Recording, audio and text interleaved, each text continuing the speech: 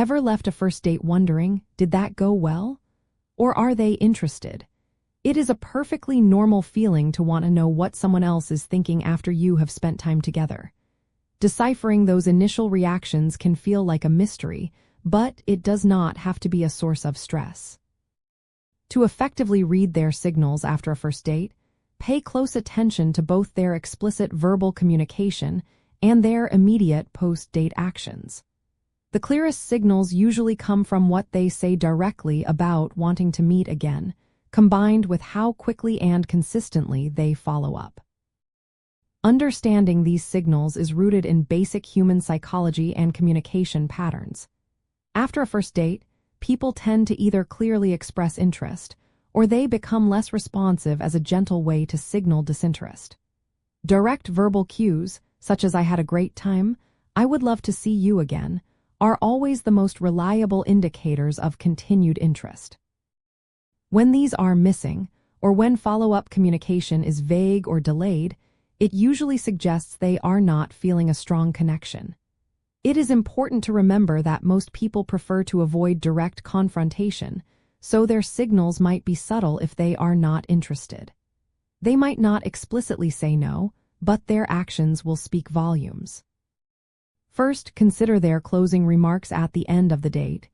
Did they explicitly say they wanted to see you again or suggest a specific activity for a second date? This is a strong positive signal. Next, observe their post-date communication. A prompt text or call within 24 hours, often referring to something specific you discussed, indicates high interest. Pay attention to the quality of their responses.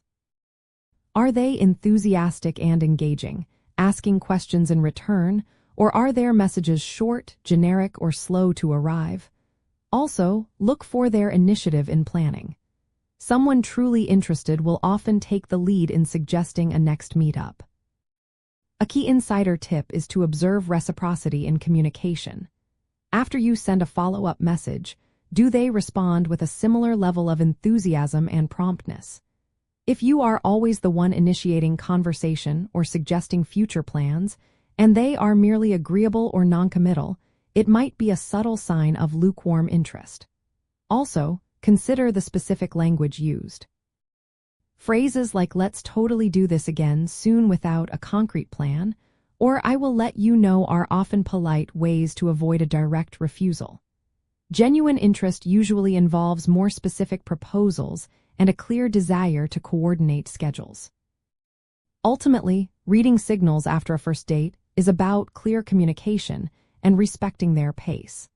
By tuning into both their direct statements and their post-date actions, you can confidently assess their interest without overthinking every little detail. This allows you to either pursue a potential connection with clarity or gracefully move on, saving you emotional energy and time.